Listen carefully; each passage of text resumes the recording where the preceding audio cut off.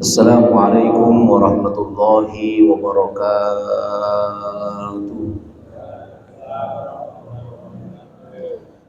Alhamdulillahi rabbil alamin hamdan katsiran thayyiban mubarakan fihi hamdan yuwafi ni'amahu wa yukafi'u mazidah.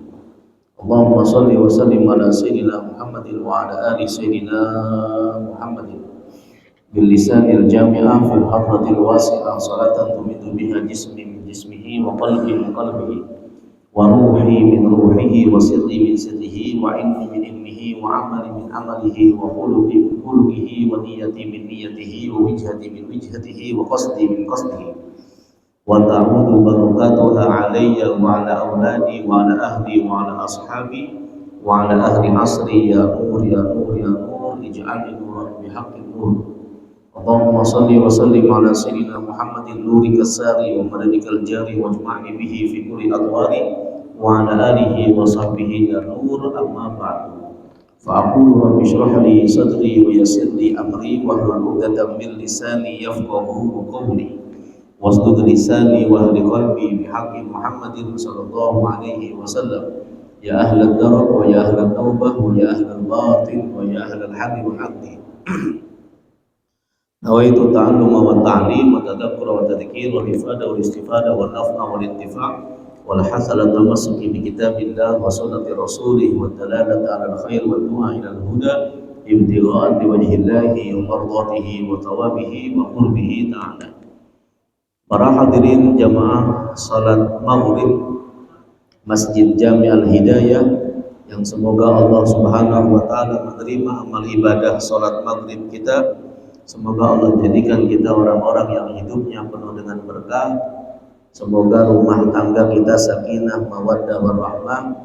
Semoga anak-anak kita, cucu kita menjadi orang-orang yang soleh dan solehah. Dan semoga kita diberikan rezeki yang berlimpah ruah, bisa pergi umroh, pergi haji ke Mekah, bisa ziarah makam Rasulullah di kota Madinah. Amin, amin ya rabbal. Apa kabar semuanya, Pak? Alhamdulillah, semoga Allah berikan kita kesehatan jasmani dan kesehatan rohani kita. Baik, melanjutkan kajian kita, dan pada malam hari ini kita akan mengaji tentang masih dalam bab fadilah Jumat. Bismillahirrahmanirrahim. Qala Syekhul Mu'allif rahimahullahu ta'ala wa nafa'na bihi wa bi ulumihi wa asrarihi wa anwarihi wa nafahatihi fid dini wad dunya wal akhirah. Ja'a fil hadis, dijelaskan dalam satu hadis dari Rasulullah sallallahu alaihi wasallam bahwasanya Nabi kita Nabi Muhammad sallallahu alaihi wasallam bersabda, "Idza kana yaumul jumu'ah," ketika datang hari Jumat, maka ya'murullahul malaikata, Allah memerintahkan malaikat, fayatunal baital ma'mur fis sama'ir rabi'ah, Allah memerintahkan malaikat untuk datang ke Baitul Ma'mur di langit yang keempat. Apa itu Baitul Ma'mur? Ka'bahnya langit.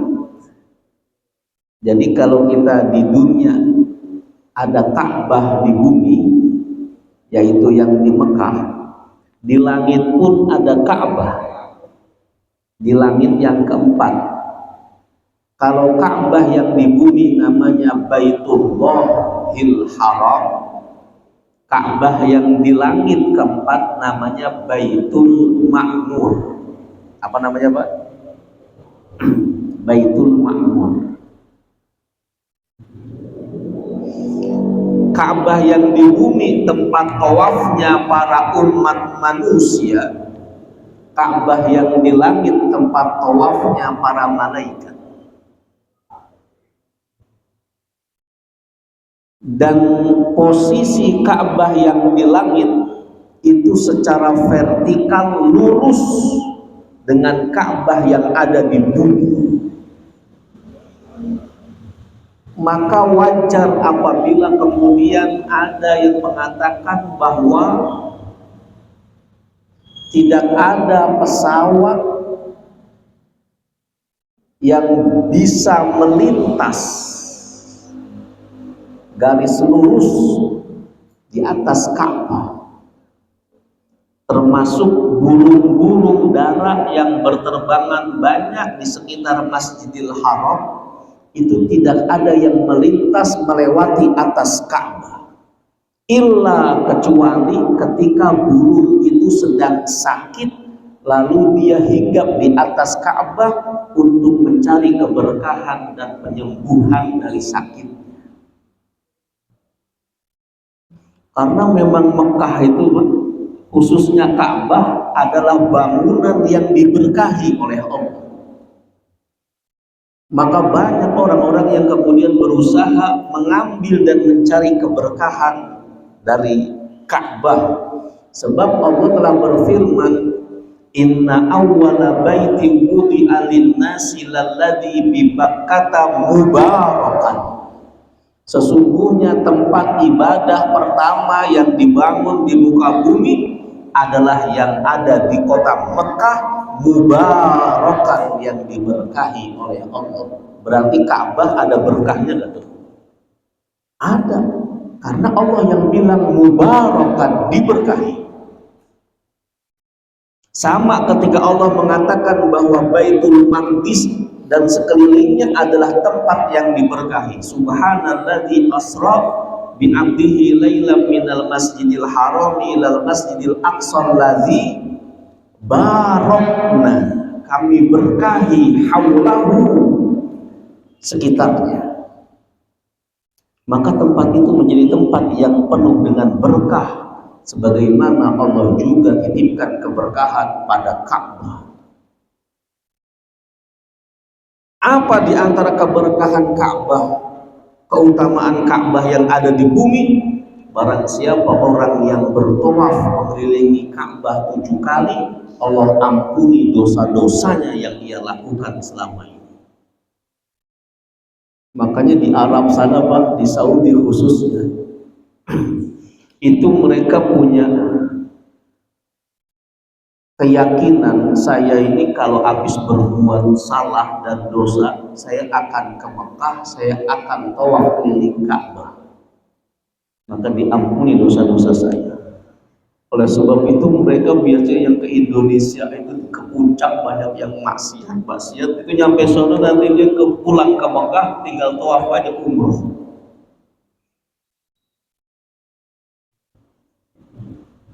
Itu keberkahan salah satunya dari Ka'bah. Nah, Ka'bah yang di langit vertikal dengan Ka'bah yang di bumi. Yang di langit keempat tempat tawafnya malaikat yang namanya Baitul apa tadi? Baitul Ma'mur. Nah, ini Baitul Ma'mur setiap hari Jumat, sebagaimana di Ka'bah yang di bumi dan di masjid-masjid di seluruh bumi ada yang namanya sholat Jumat. Di Ka'bah yang di langit keempat yang disebut Baitul Ma'mur pun ada sholat Jumat. Hanya saja yang sholat para malaikat. Maka kata Rasulullah SAW, ketika hari Jumat telah tiba, Allah memanggil, menyuruh, memerintahkan para malaikat untuk datang memenuhi Ka'bah Baitul Ma'mur yang ada di langit keempat. Lalu siapa yang menjadi muazzin sholat Jumatnya? Kata Rasulullah SAW,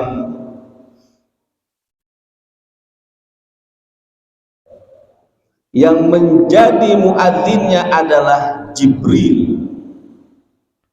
Dia naik ke menaranya yang ada di langit keempat, lalu kemudian yu'azzin, dia azan, dia menyeru kepada seluruh sekalian penduduk langit untuk melaksanakan sholat Jumat.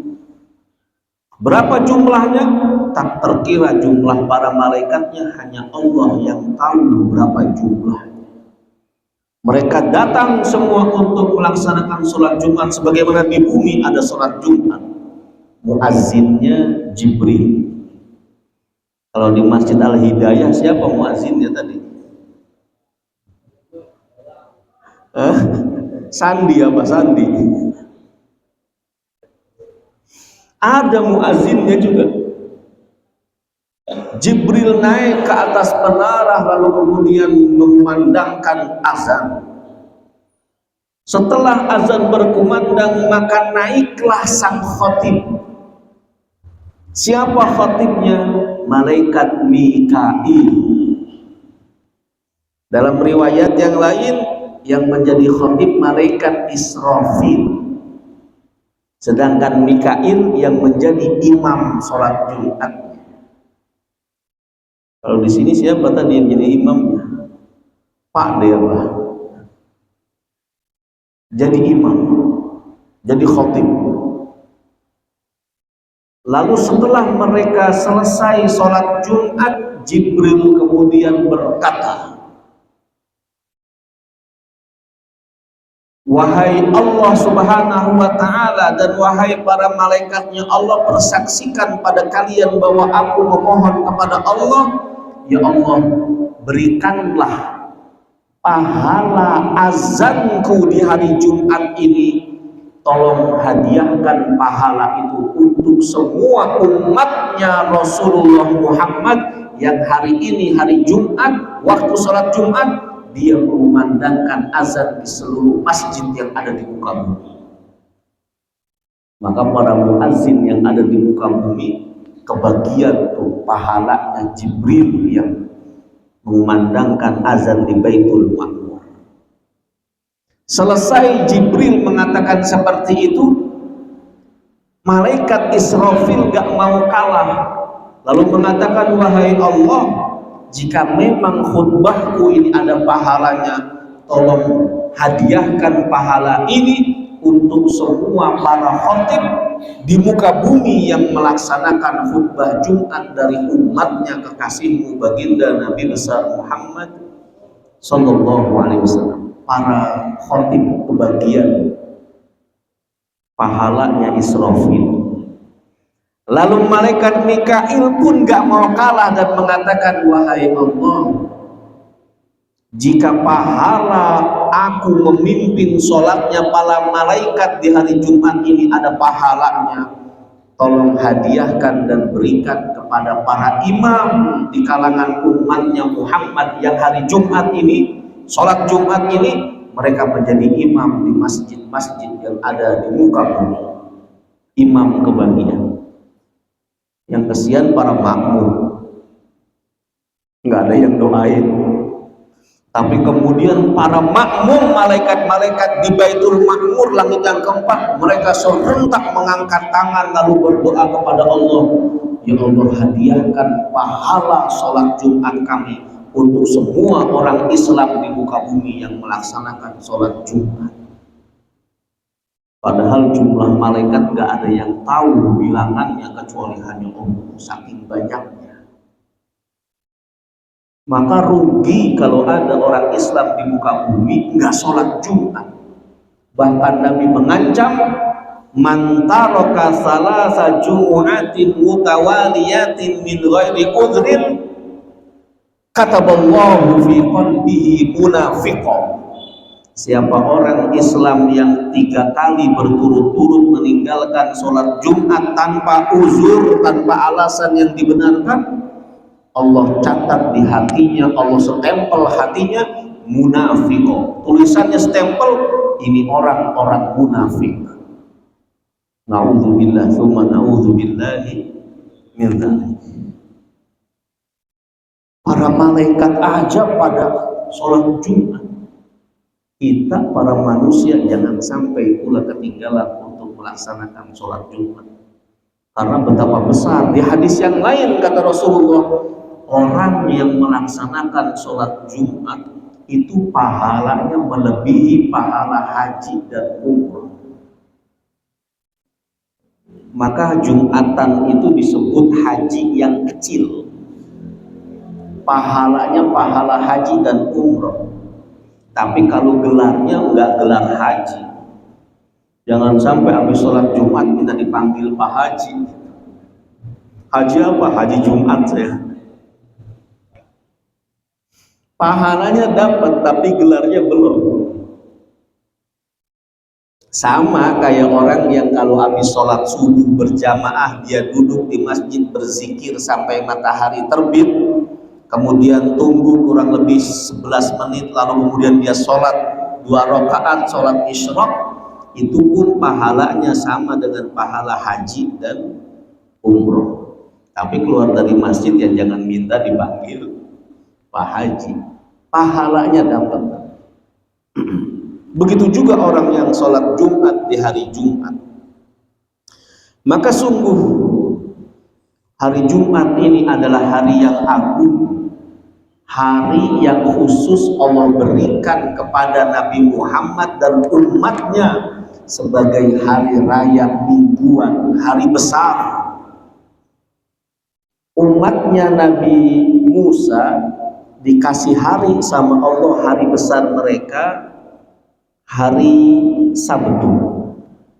Umatnya Nabi Isa dikasih hari oleh Allah, hari besar hari Ahad atau Minggu kita nyebutnya. Padahal aslinya namanya Ahad, Pak. Karena secara bahasa Ahad itu artinya hari ke-1. Sedangkan Isnin hari kedua, Sulasa hari ketiga, Arbi'a hari keempat. Kita nyebutnya Senin, Selasa, Rabu. Tapi kemudian kenapa kok di Indonesia hari Ahadnya berubah menjadi Minggu? Ini karena pengaruh penjajahan dari Portugis dan Belanda. Anak mereka menyebut hari Minggu, di Portugis, bahasa Portugis, Domingo. Minggu, dari Minggu menjadi Minggu, yang artinya apa? Hari Tuhan. Karena di hari Minggu mereka umat Kristen, orang-orang Portugis pergi kemana? Ke rumah Tuhan mereka, gereja. Maka mereka menyebutnya Domingo, hari Minggu, hari Tuhan. Akhirnya di kalender Indonesia berubah dari Ahad menjadi Minggu. Tapi kalau kalender yang dulu-dulu itu tulisannya Ahad, Isnin, Selasa, Arbi'a. Nah, Allah berikan hari Minggu untuk menjadi hari besarnya umat Nasrani. Allah berikan hari Sabtu untuk hari besarnya umat Yahudi, Nabi Musa. Allah berikan hari Jumat khusus untuk umatnya baginda Nabi besar Muhammad sallallahu alaihi wasallam. Adapun hari Kamis diberikan untuk umatnya Nabi Ibrahim alaihi salam. Adapun hari Selasa diberikan menjadi hari besarnya umatnya Nabi Zakaria. Adapun hari Senin itu diberikan oleh Allah Subhanahu wa taala untuk umatnya. Oh, disebutkan di sini hari Selasa umatnya Nabi Zakaria, hari Rabu umatnya Nabi Yahya, hari Kamis umatnya Nabi Adam, hari Jumat umatnya Nabi Muhammad, sedangkan Nabi Ibrahim hari Senin.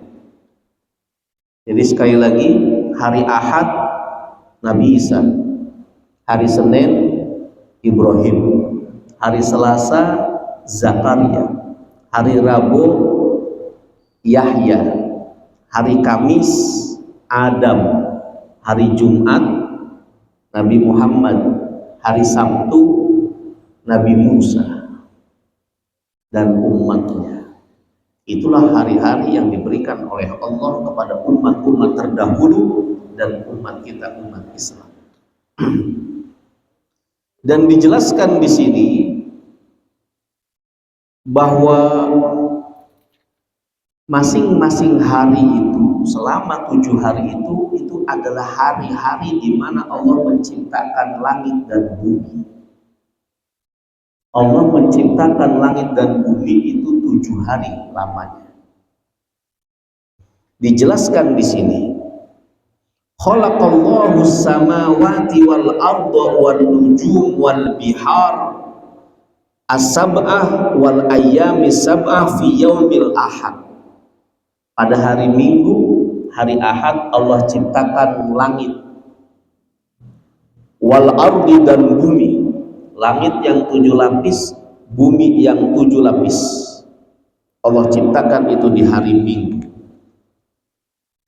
Lalu kemudian pada hari wa khalaqallahu samsa wal qamara, dan pada Allah ciptakan matahari dan bulan. Lalu kemudian juga Allah ciptakan diangkatnya Nabi Idris ke surga, itu juga di hari Senin. Allah ciptakan di hari Senin matahari, di hari Senin Allah ciptakan bulan, di hari Senin Allah angkat Nabi Idris ke surga, dan di hari Senin pula dilahirkannya baginda Nabi besar Muhammad sallallahu alaihi wasallam. Maka fayustahabbu shaumu yaumal isnin, maka disunnahkan kita untuk berpuasa di hari Senin. Selanjutnya, lalu kemudian Allah ciptakan pada hari Selasa, Allah ciptakan berbagai macam hewan-hewan.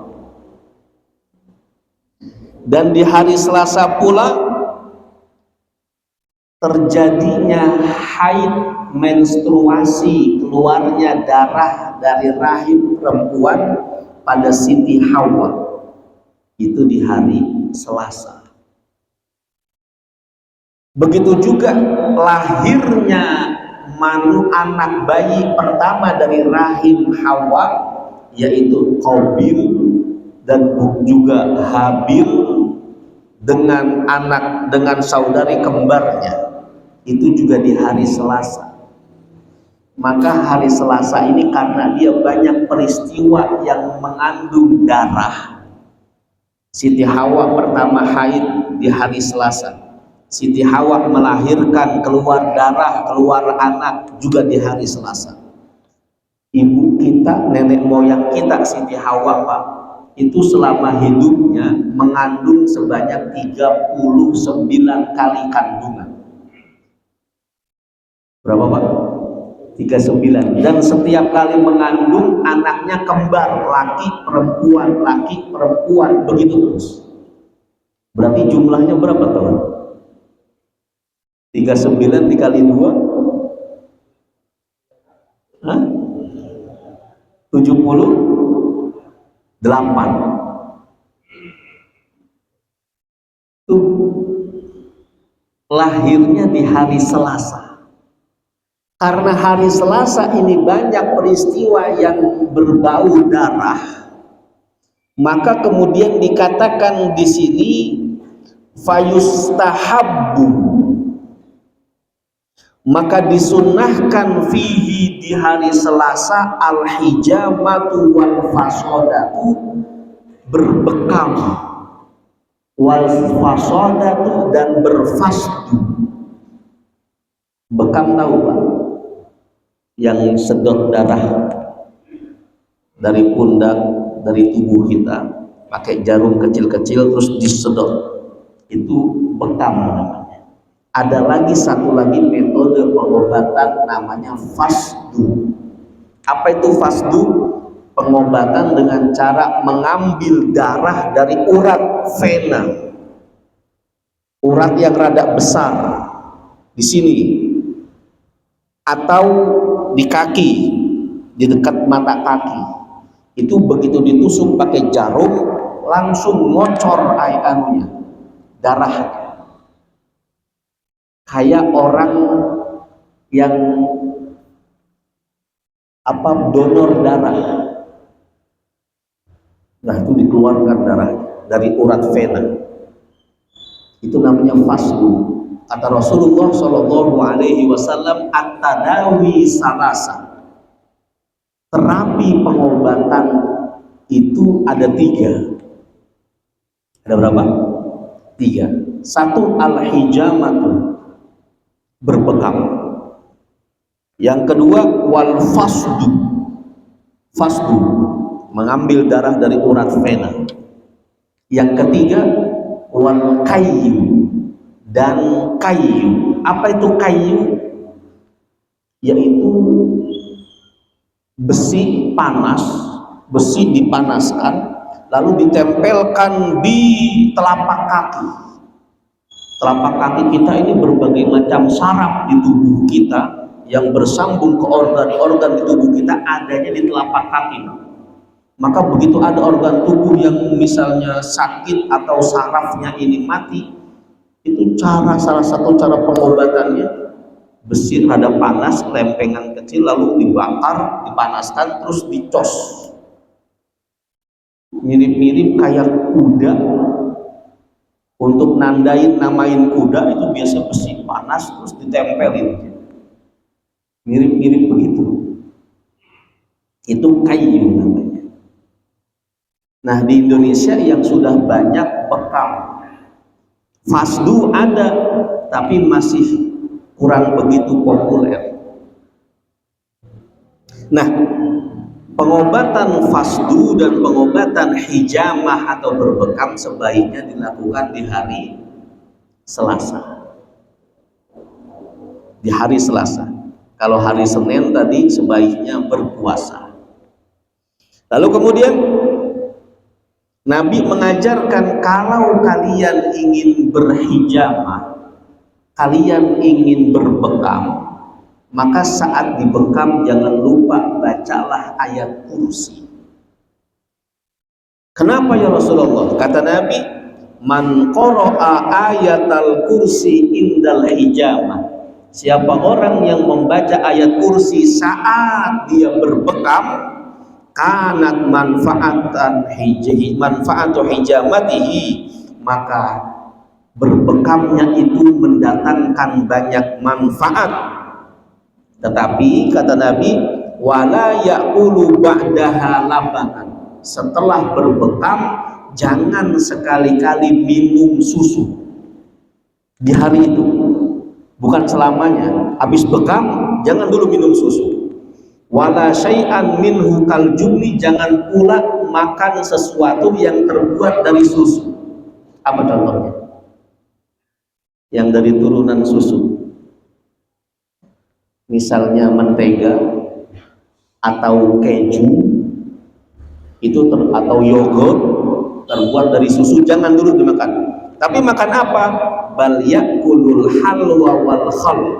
Tetapi sebaiknya dia memakan sesuatu yang manis, seperti manisan dan lain sebagainya. Wala yaqrabun nisa, kalau habis berbekam juga jangan menggauli istri, karena baru aja diambil itu darah-darahnya, maka kemudian staminanya mungkin rada ngedrop dulu sebelum darah memulihkan tubuhnya. Wala qablaha biyaumin, cukup berbekam, habis berbekam 1 hari, selama 1 hari janganlah dia makan susu, jangan pula bergaul dengan istri. Nah, itu yang sebaiknya. Di hadis yang lain kata Rasulullah Shallallahu Alaihi Wasallam, manihtajama yaumas sulasa, barang siapa yang berbekam di hari Selasa, lisabai asyara, pada tanggal 17. Tanggal berapa Pak? 17. Tapi 17-nya hitungan komariah. Hitungan bulan. Tanggalnya tanggal Hijriah. Bukan yang Masehi. Bukan pakai yang April. tapi pakai yang bulan Islam, Zulqa'dah, Zulhijjah, setiap tanggal 17, yang penting hari Selasa. Kana dawaun lidai sanah, maka itu akan menjadi obat yang sudah menaun ada di tubuhnya, itu bisa sembuh karenanya. Di hadis yang lain kata Rasulullah Shallallahu Alaihi Wasallam, al-hijamatu fir ra'si, kalau kau berbekam di daerah kepala, biasanya ada Pak, ini rambutnya dibotakin dulu, terus dibekam di sebelah sini, di sini, di belakang sini, ada juga yang di sini. Berbekam di daerah kepala, syifaun min sab'in, bisa menjadi obat dari 7 penyakit berbahaya. Apa saja itu? Yang pertama al-junun, penyakit gila, edan, gelok, wal judam, dan penyakit lepra, penyakit yang menggerogoti tubuh sampai saking gatalnya lalu menjadi luka dan korek, terus protol jari jemarinya. Yang ketiga wal barosu, penyakit belang. Kadang-kadang ada orang kena penyakit baros ini, badannya si hitam, tiba-tiba ada putihnya, jadi hitam putih kayak zebra cross gitu. Itu penyakit belang. Nah, itu bisa hilang dengan berbekam di kepala. Wawajul adros, begitu juga berbekam di daerah kepala bisa menyembuhkan sakit gigi. Wazulmatul aini, dan menyembuhkan pandangan mata yang buram, yang gelap. Wasuda, dan bisa menyembuhkan sakit kepala, migrain, apalagi itu namanya, pusing-pusing. Itu insya Allah bisa sembuh dengan berbekam di kepala. Dan hendaklah kalau berbekam di hari apa? Di hari Selasa. Selanjutnya, pada hari Rabu, khalaqallahul anhar, Allah menciptakan sungai-sungai yang ada di muka bumi. Tapi juga di hari Rabu, wa ahlaka jama'atan minal kufar, Allah juga di hari Rabu menurunkan azab pada orang-orang yang tidak beriman kepada para nabi-nabi terdahulu. Itu pada hari Rabu. Contohnya pada kaumnya Nabi Hud, yaitu kaum Ad. Contohnya pada kaumnya Nabi Soleh. Contohnya kepada kaumnya Nabi Lut yang pelaku LGBT. Itu diazabnya di hari Rabu. Begitu juga Nabi Ibrahim, kaumnya Raja Namrud, itu juga dilaknat oleh Allah, diturunkan siksa, itu juga di hari Rabu. Maka karena hari Rabu ini banyak musibah, banyak kerusakan di muka bumi, maka disebutnya hari Rabu itu hari turunnya bala. Makanya di Jawa ada istilah Rebo Wekasan, khususnya di bulan apa? Di bulan Safar disebutnya hari Rebo Wekasan, karena banyak Allah menurunkan bala itu di hari Rabu. Disebut Yaumunahsin Mustamir, hari mara bahaya, bala yang berlangsung, yaitu di hari Rabu. Maka hendaklah di hari Rabu dia memperkuat dirinya dengan minum vitamin yang memperkuat imun tubuhnya. Selanjutnya, khalaqallahul jannata wan nar, Allah menciptakan al-jannah, surga, wan nar, dan neraka itu di hari Kamis, sebagaimana Nabi Muhammad masuk membebaskan kota Mekah juga terjadi di hari Kamis. Begitu juga Allah jadikan pertemuan antara Nabi Yakub dan Nabi Yusuf Dalam kisahnya Nabi Yakub berpisah dengan anaknya yang paling disayang, yaitu Nabi Yusuf. Dari kecil Nabi Yusuf hilang, dibawa oleh orang, diambil oleh diceburkan ke sumur oleh para saudara-saudaranya, saudara yang tidak satu kandung, karena mereka iri sebab Nabi Yakub lebih sayang pada Nabi Yusuf. Mereka iri kepada Yusuf yang masih kecil, maka mereka ajak main, tapi mereka buang di sumur. Dan mereka laporan pada Nabi Yakub, wahai ayah, mohon maaf, anakmu Yusuf tadi diterkam oleh serigala. Ini masih ada darahnya, padahal bukan darah Yusuf. Yusuf diceburkan ke sumur, diselamatkan oleh kafilah dagang yang sedang ngambil air, nimba air. Pas diangkat ada orang, Nabi Yusuf kecil, maka dibawalah ia ke Mesir. Nyampe di Mesir, dijual di pasar budak, dibelilah oleh Raja Mesir, suami dari Siti Zulaikha. Begitu diambil, dirawat oleh Siti Zulaikha, dan rajanya semakin gede, semakin ganteng. Zulaikha malah jatuh cinta pada Nabi Yusuf, bahkan mengajak hal yang tidak senonoh, sampai terpaksa Nabi Yusuf berlari, ditariklah gamisnya hingga robek dari belakang. Akhirnya Nabi Yusuf dituduh berbuat tidak senonoh, dipenjaralah oleh Raja Mesir itu. Setelah kurang lebih 12 tahun tidak bertemu, akhirnya Allah pertemukan Nabi Yusuf dengan ayahnya Yakub di hari Kamis. Maka kemudian kata Rasulullah Shallallahu Alaihi Wasallam, sebagaimana Nabi Yakub berjalan jauh untuk bertemu dengan Nabi Yusuf, maka disunahkan kalau hari Kamis itu disunahkan siapa yang mau bepergian jauh, hendaklah dia memulai pergian jauhnya itu di hari Kamis, di awal hari. Itu hari yang diberkahi. Kata Nabi, Allahumma barik li ummati, ya Allah berkahi umatku di pagi hari, di hari Kamis. Maka siapa yang punya hajat mau bepergian, ada keperluan, mulailah bepergiannya di hari apa? Di hari Kamis. Begitu. Sedangkan hari Jumat, Allah ciptakan Nabi Adam dan Allah ciptakan pula istrinya Siti Hawa, dan di hari Jumat pula Allah nikahkan mereka berdua. Apa maharnya? Maharnya bersolawat kepada baginda Nabi besar Muhammad Sallallahu Alaihi Wasallam. Dan di hari Kamis juga banyak peristiwa-peristiwa pernikahan, sebagaimana pernikahannya Nabi Yusuf dan Siti Zulaikha.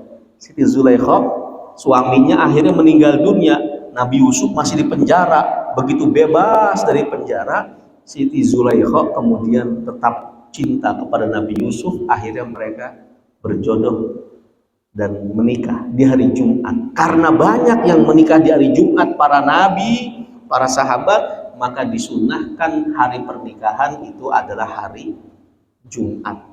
Cuman kita di Indonesia banyaknya menikah hari apa? Hari Minggu. Udah gitu tanggal muda yang dicari, karena baru gajian supaya amplopnya rada tebelan. Jarang-jarang ada yang nikah hari Jumat, apalagi tanggal tua. Begitu. Wa khalaqallahu, dan Allah ciptakan juga di hari Sabtu berbagai macam penciptaan-penciptaan yang lain. Maka hendaklah kalau kita ingin membangun sesuatu, membangun rumah, membangun gedung, membangun masjid, mulailah hari Sabtu. Itu tuntunannya. Tidak wajib, tetapi sebaiknya kita dituntun oleh Rasulullah Shallallahu Alaihi Wasallam. Begitu. Udah azan belum? Belum ya? Baik.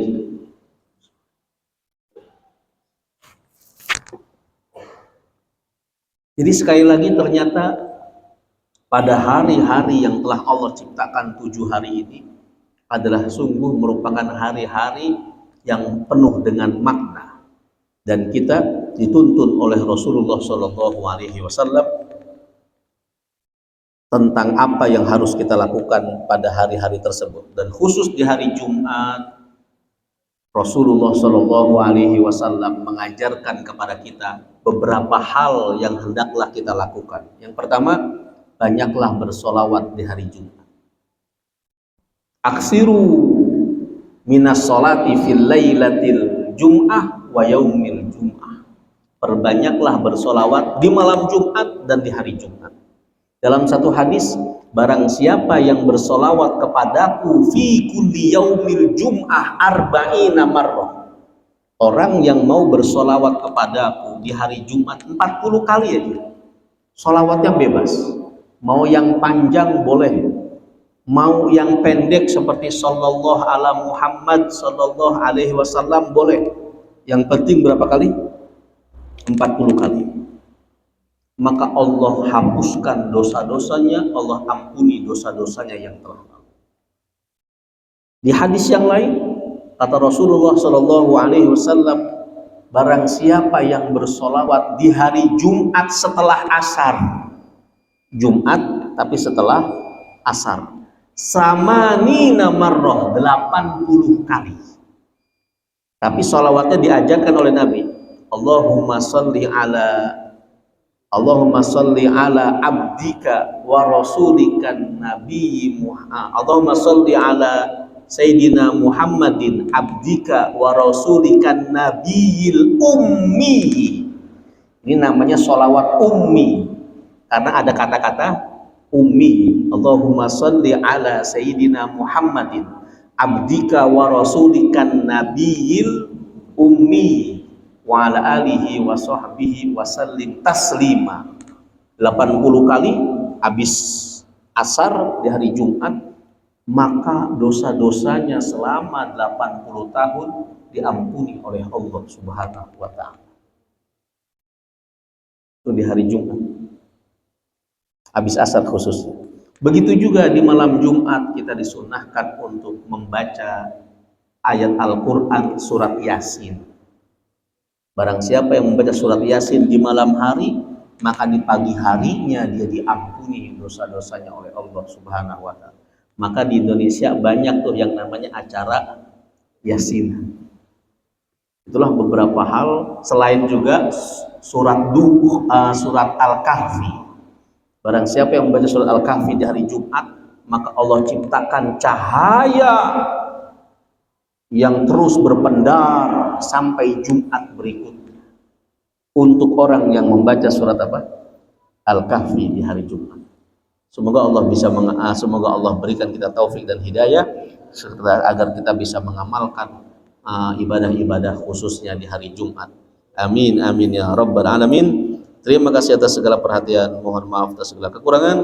Kita tutup dengan doa kafaratul majlis. Subhanakallahumma wa bihamdika asyhadu an la ilaha illa anta astaghfiruka wa atubu ilaik. Wassalamualaikum warahmatullahi wabarakatuh.